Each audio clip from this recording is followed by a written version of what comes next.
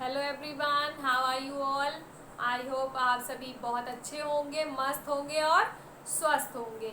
मैं रिचा, आपका Richa education platform पे एक बार फिर से वेलकम करती हूँ, आपका स्वागत करती हूँ।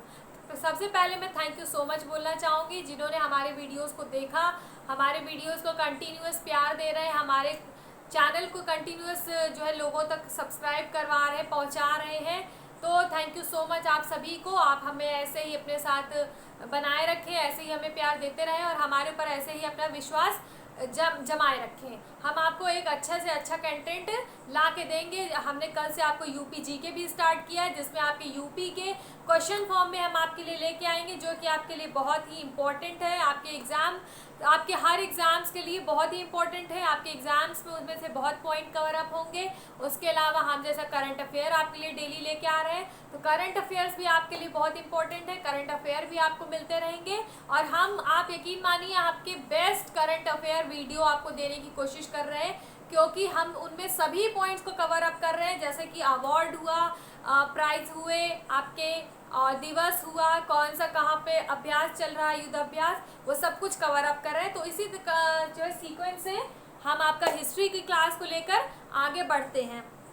और जिन्होंने हमारे चैनल अभी अभी सब्सक्राइब किया है, उनके लिए हम ये कहना चाहेंगे कि आप हमारी प्रीवियस वीडियो हिस्ट्री की प्लेलिस्ट में जाके आप सभी वीडियो को वॉच कर लें, सभी वीडियोस को देख लें, ताकि आप ये वाली क्लास को और अच्छे से समझ पाएँ। क्योंकि आप जब प्रीवियस आपको क्लियर होगा, तभी आप अच्छे से आगे आपको समझ में आएगा। तो अब हम हिस्ट्री की तरफ बढ़ते हैं। जैसा कि आपको पता है कि हमने हिस्ट्री में प्रागैतिहासिक काल पढ़ा, आदि ऐतिहासिक काल पढ़ा, ऐतिहासिक काल पढ़ा। उसमें हम ऐतिहासिक काल को, जो कि 600 बीसी से लेके आपका अब तक का समय है, उसमें हम आगे बढ़ रहे हैं। लास्ट क्लास में हमने डिस्कस किया बौद्ध धर्म, जैन धर्म, बौद्ध धर्म की संगीति, जैन धर्म की संगीति, उनके ग्रंथ, दोनों के ग्रंथ हमने डिस्कस किए। अब हम इसी सीक्वेंस में, मैंने आपको कहा था कि नेक्स्ट हम आपका धर्म लेकर आएंगे। तो आज हम आपका नेक्स्ट वैष्णव धर्म लेकर आए हैं। तो वैष्णव धर्म के बारे में अगर हम आगे बढ़ते हैं, तो हम ये देखेंगे कि इसका जो वैष्णव धर्म है, इसकी जो जानकारी है, आपको जो इसकी जानकारी है, वो सर्वप्रथम जानकारी जो आपको मिलती है वो अभिलेख से मिलती है। कौन सा अभिलेख है? उस अभिलेख का नाम है बेसनगर। बेसनगर अभिलेख से आपको वैष्णव धर्म की सर्वप्रथम जानकारी मिलती है। और इसके बारे में किसने बताया है हमें? कहते हैं ना कि हमें कहाँ पे कौन सी चीज़ मिलेगी, ये हमारे पुराने लोग या जिनको उनके बारे में पता होता है, केवल वही बताते हैं। तो इसी तरह हम ये देखेंगे कि किसने जो है हमको वैष्णव धर्म के बारे में बताया। तो ये और कोई नहीं बल्कि है लियोडोरस। लियोडोरस इन्होंने बताया गरुड़ स्तंभ। ठीक है, तो वैष्णव धर्म के बारे में इन्होंने बताया कि लियोडोरस जो है ये थे, इन्होंने बताया वैष्णव धर्म के बारे में, जो कि गरुड़ स्तंभ में। तो नेक्स्ट हम देखते हैं कि जो आपका वैष्णव धर्म है, ये इसमें अवतारवाद देखने को मिलता है। आपका जो वैष्णव धर्म है, इसमें आपको अवतारवाद बहुत देखने को मिलेगा। और इसके बारे में क्या है कि विश्वगुप्त काल में वैष्णव धर्म का चरमोत्कर्ष रहा है। ठीक है, गुप्त काल में चरमोत्कर्ष पर रहा है। इसका मतलब ये है कि जब गुप्त काल चल रहा था, तो गुप्त काल में ये जो है आपका वैष्णव धर्म एकदम चरम सीमा पर था, एकदम टॉप मोस्ट सीमा पर था। उस समय में इसका सबसे ज़्यादा बोलबाला था, यानी कि जो गुप्त काल था आपका चल रहा था, उसमें जो लोग सबसे ज़्यादा फॉलो कर रहे थे, वो कर रहे थे किसको? वैष्णव धर्म को। वैष्णव धर्म को ये सबसे ज़्यादा फॉलो कर रहे थे, इसलिए लोगों का के मानने से ये कहाँ पे था? सबसे टॉप मोस्ट आपके चरमोत्कर्ष पर था। अच्छा, नेक्स्ट हम देखते हैं कि दक्षिण भारत में एक आपका टर्म होता है, कई बार पूछा गया है आपके यूपीएससी में भी और यूपी पीसीएस में भी, यह पूछा गया है कि यालगार, यालगार किसे कहते हैं? तो यालगार है आपका दक्षिण भारत में जो वैष्णव धर्म के थे। ठीक है, जो दक्षिण भारत का एरिया था, उसमें जितने भी लोग वैष्णव धर्म के रहने वाले थे, वैष्णव धर्म के थे, उनको कहते हैं यालगार। ठीक है, ये टर्म आपके लिए इम्पोर्टेंट है एग्जाम पॉइंट ऑफ व्यू से। तो दक्षिण भारत में जो लोग थे, उनको कह दिया गया यालगार, जो वैष्णव धर्म को मानते थे। उसके बाद हम आते हैं वैष्णव धर्म के बाद हम आपको शैव धर्म के बारे में आते हैं। अच्छा, अभी जो आपकी हिस्ट्री की क्लासेस हैं इनमें आपको टॉप मोस्ट इंपॉर्टेंट चीज़ें मिल रही हैं। टॉप मोस्ट मतलब ये आपका ये वो मैटर है जो आप एग्ज़ाम जाने से पहले आपको रिवीजन कर सकते हैं। सिर्फ इनका डिटेल्ड क्लासेस अभी हम आपकी फिर से आगे चलाएंगे, लेकिन अभी आपका एग्ज़ाम का टाइम चल रहा है, आपका आगे एनटीपीसी लगा हुआ है, आपका यूपी पीसीएस है, तो उसको देखते हुए अभी हम इसका जितना से ज़्यादा कवर कर सकते हैं उतना ज़्यादा से ज़्यादा आपका कवर कर रहे हैं। हम यूपी जीके भी कर रहे हैं क्योंकि यूपी जीके आपके लिए यूपी पीसीएस के लिए बहुत ही इम्पोर्टेंट सेक्शन है। तो ठीक है, आगे हम बढ़ते हैं शैव धर्म को लेके। तो शैव धर्म जो है आपका ये है धर्म प्राचीन है। शैव धर्म आपका प्राचीन है, माने कि पुराना ही ये भी है।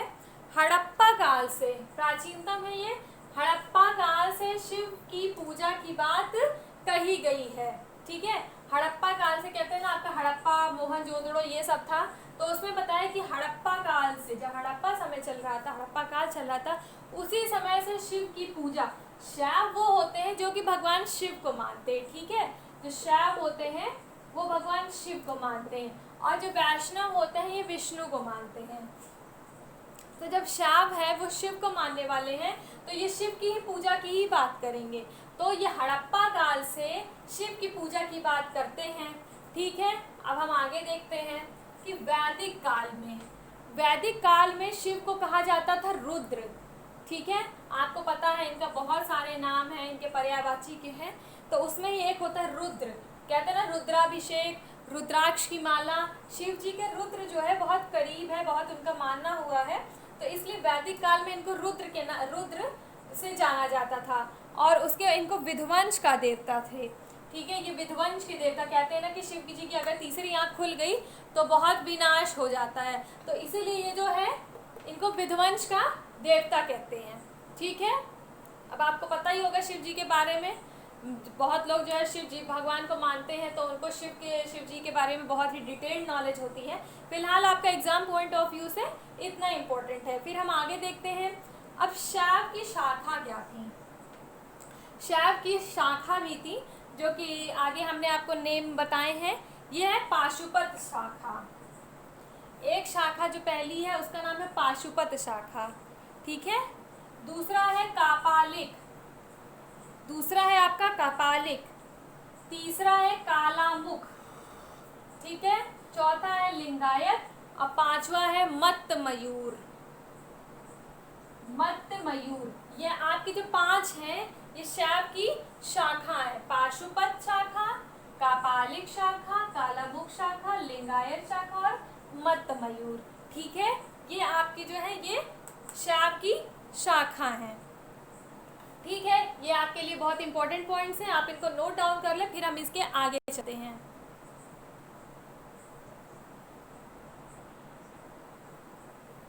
चलिए अब इसके आगे स्टार्ट करते हैं, इसके आगे देखते हैं क्या क्या चीज़ें हमारे लिए इम्पोर्टेंट है। तो हमने जैसा कि आपको बताया यालगार बताया था, वैसा ही नैनार है। नैनार में क्या है, नैनार किनको कहा जाता है, दक्षिण भारत में शैव धर्म के प्रचार प्रसार करने वालों को। जैसा कि मैंने आपको बताया था यालगार कौन थे, यालगार थे जो दक्षिण भारत में वैष्णव धर्म को प्रचार करते थे। जो वैष्णव धर्म का प्रचार करते थे उनको कहते थे यालगार, बट जो शैव धर्म करते हैं उनको कहते हैं नैनार। तो आपको ये एग्जाम में पूछा जा सकता है, तो ये आप इसमें कंफ्यूज मत होइएगा। ठीक है, क्योंकि आपको मैं ट्रिक बताती हूँ, जैसे मैं आपकी बाकी क्लासेस में ट्रिक बता रही हूँ। तो शैव धर्म, शिव जी के 3 नेत्र थे। ठीक है, नैन, उनके नैन 3 थे, तो आप इनको नैनार से याद कर सकते हैं। ठीक है, ये और बाकी जो वैष्णव धर्म को प्रचार प्रसार करने वाले थे उनको कहते हैं यालगार। ठीक है, आगे हम चलते हैं दुर्गा जी पे। हमने शैव धर्म देख लिया, हमने वैष्णव देख लिया, अब हम आएंगे दुर्गा जी पे। दुर्गा जी की पूजा के लिए क्या क्या है, आदि शक्ति महामाया के रूप में। ठीक है, दुर्गा जी को आदि शक्ति महामाया कहा ही जाता है। तो दुर्गा जी की आदि शक्ति, दुर्गा जी की जो पूजा है वो आदि शक्ति महामाया के रूप में की जाती है। उनकी पूजा आपको पता है, नवरात्र भी आने वाले हैं 17 तारीख से, तो दुर्गा जी की है बहुत भव्य पूजा होती है, बहुत भव्य जो है उनका जो है एक संयोजन किया जाता है, उनका बहुत आयोजन किया जाता है। तो ये आदिशक्ति महामाया के रूप में इनकी पूजा की जाती है।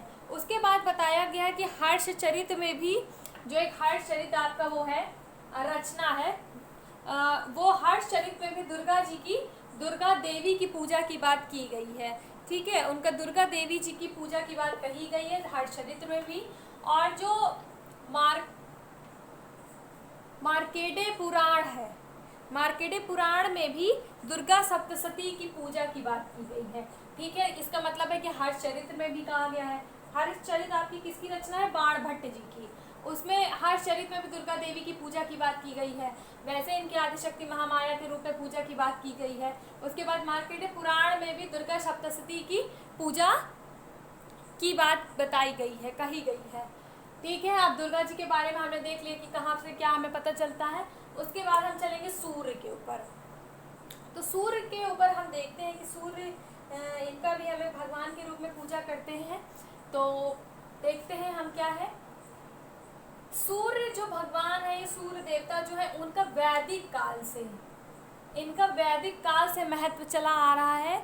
और आज की डेट में, आज की करंट समय में भी सूर्य देवता का, सूर्य भगवान का महत्व बहुत ज़्यादा है। लोग नहाकर सूर्य भगवान को जल अर्घ देते हैं, जल का। ठीक है, उनको अर्घ देते हैं, उनको जल चढ़ाते हैं। तो तब से लेके, वैदिक काल से लेके आज तक सूर्य भगवान का वैसे कि वैसे ही उनका महत्व चला आ रहा है, उनका महत्व कम नहीं हुआ। उसके बाद पुराणों के अनुसार कहा जाता है कि जब पुराण है उसमें ऐसा कहा है, पुराण में ऐसा बताया जाता है कि साम्य नाम के, ठीक है, ये साम्य नामक एक व्यक्ति थे।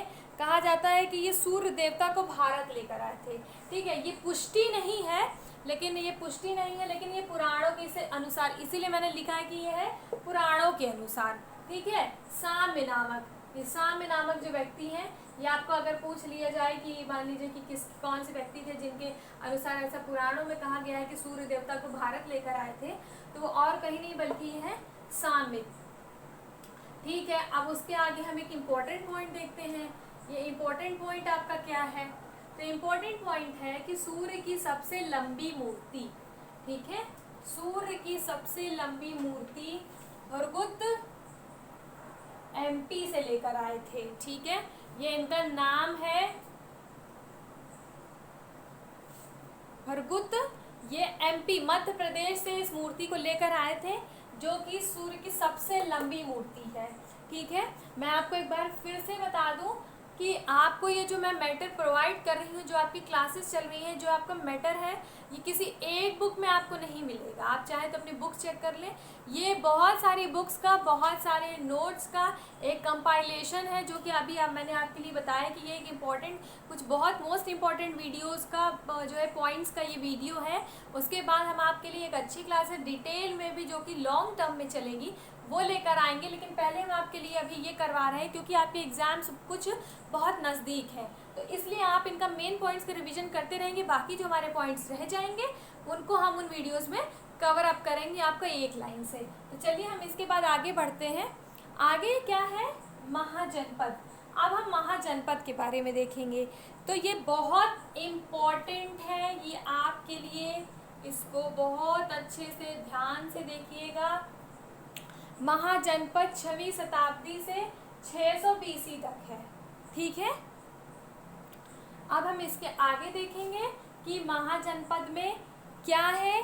महाजनपद 16 महाजनपद में हमारा भारत है पूरा विभाजित है। इसमें महाजनपद इसलिए हमारे बहुत इम्पोर्टेंट है क्योंकि जो हमारा पूरा भारत है, हमारा पूरा इंडिया है, वो 16 महाजनपद में अभी बटेगा। तो मैं आपको 16 महाजनपद बताने वाली हूँ, वो समझाने वाली हूँ। उससे पहले आप इसे नोट डाउन कर लें।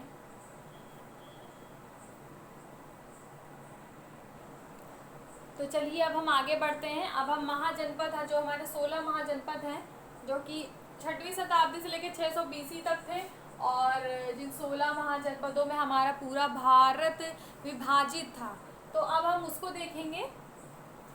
तो पहला अब हम देखेंगे कि कौन कौन सा क्या क्या नाम दिया गया और कौन कौन सा एरिया है। ठीक है, कौन से एरिया को कौन सा नाम दिया गया? अंग, अंग नाम दिया गया चंपा। ठीक है, बहुत सारे ऐसे नाम है जो आप नहीं जानते, ये क्योंकि ये सब उस समय के काल, उस काल के नाम है, इसलिए आपको जो है उस समय का नहीं पता होगा। अब हम देखते हैं, बट आपको ये 16 महाजनपद आपके लिए बहुत ही इम्पोर्टेंट है, ये आपका पूछा जा सकता है, इसलिए याद तो करना पड़ेगा। हाँ, थोड़ा सा डिफिकल्ट ज़रूर होगा 16 याद करना, बट जब आपको भाई इतनी अच्छी पोस्ट चाहिए, इतने अच्छे जो है एक अच्छा पद चाहिए, तो उसके लिए ये 16 तो कुछ भी नहीं है, आपको 16 याद करने पड़ेंगे। तो बाद में देखते हैं कोई ट्रिक, अभी फिलहाल हम इसको डिस्कस करते हैं। सो पहला है अंग। अंग जो है, अंग का दूसरा जो वो है क्षेत्र है, ये चंपा है। ठीक है, मगध, मगध में क्या है? राजगृह, राजगृह है। बाद में इसका नाम बदल के पाटलिपुत्र कर दिया गया, बाद में इसका नाम बदल के पाटलिपुत्र कर दिया, इसका पहले था राजगृह। ठीक है, काशी, काशी का जो है इसका वाराणसी है, ये तो आपको पता ही होगा। कौशल, कौशल है श्रावस्ती का। उसके बाद है वज्ज, वज्ज है वैशाली का। उसके बाद है चेदी, सोठवती का। ठीक है, नेक्स्ट है मल्ल, मल्ल है कुशीनारा पावापुरी का। ठीक है, कुशीनारा पावापुरी। उसके बाद है वत्स, वत्स है कौशाम्बी का, कौशाम्बी आपने सुना होगा। उसके बाद है कुरु, ये तो आपको ज़रूर पता होगा, इसे आप ज़रूर अवेयर होंगे, ऐसा तो हो नहीं सकता कि शायद कोई सुनना जानता हो। ये इंद्रप्रस्थ हस्तिनापुर। अब आप मुझे कमेंट सेक्शन में आज हिस्ट्री की क्लास ये बताना है कि हस्तिनापुर में कौन सा हमारा बहुत बड़ा एक ग्रंथ जिस पे लिखा गया है, हमारे बहुत बड़ा हमारे लिए इम्पोर्टेंट है, वो कौन सी चीज़ है जो कि हस्तिनापुर में घटी है, हस्तिनापुर का क्या रिलेशन है। ठीक है, हमारे धर्म से, हमारे ग्रंथ से। चलिए तो हम आगे बढ़ते हैं। नेक्स्ट है पांचाल। पांचाल का जो नाम है वो जो उत्तरी आपका है, उत्तरी के लिए आपका आई छत्र है। ठीक है, और दक्षिणी के लिए कामपिल्य, दक्षिणी के लिए है आपका कामपिल्य, और जो उत्तरी है उसके लिए है आई छत्र। उसके बाद है मत्स्य, मत्स्य का है विराटनगर। ठीक है, विराटनगर है आपका मत्स्य के लिए। उसके बाद है अस्मक, अस्मक आपका है पोतल। ठीक है, नेक्स्ट है सूरसेन, सूरसेन कहाँ के पार्ट का है? मथुरा। ठीक है, उसके बाद है नेक्स्ट अवंती, अवंती में क्या है? उत्तरी जो क्षेत्र है वो उज्जैन का है, और जो दक्षिण है वो महिष्मती का है। महिष्मती भी आप से वो होंगे, आपकी जो एक मूवी आई थी उसमें महिष्मती का नाम लिया गया था, तो महिष्मती का, तो अब ये दक्षिणी है, दक्षिणी का है महिष्मती। उसके बाद है कांधार, कांधार कहाँ का है? तक्षशिला का।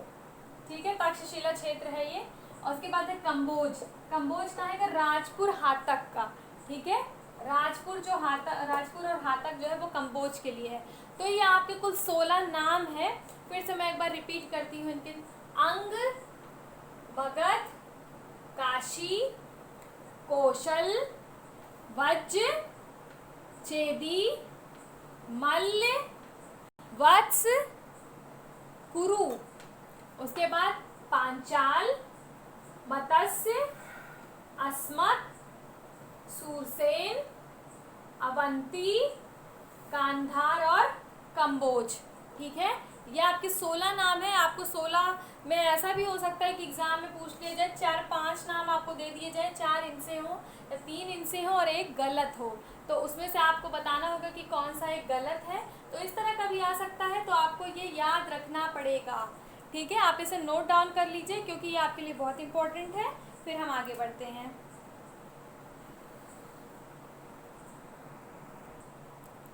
तो चलिए अब हम इसी के साथ आगे बढ़ते हैं। हमने देख लिया कि 16 महाजनपद कौन कौन से थे। अब हम देखेंगे कि 6वीं शताब्दियों में और क्या क्या चीज़ें थी। ठीक है, तो 6वीं शताब्दी में भारत में गणतंत्रीय प्रणाली थी। ठीक है, भारत में कैसी प्रणाली थी? गणतंत्रीय प्रणाली। यहाँ राजतंत्र था। ठीक है, गणतंत्रीय प्रणाली का ये मतलब है कि यहाँ राजतंत्र था, पर कहीं कहीं पर आपका गणतंत्र भी था। ठीक है, कहीं कहीं पर आपका गणतंत्र भी था। कहीं कहीं पर गणतंत्र भी था। अब इसके बारे में हम देखते हैं कि क्या कैसा था। राजतंत्र ज्यादा था, ठीक है, लोगों का तंत्र ज्यादा था। गणतंत्र कहीं कहीं पर था, राजतंत्र अधिकांशता था, गणतंत्र कहीं कहीं था।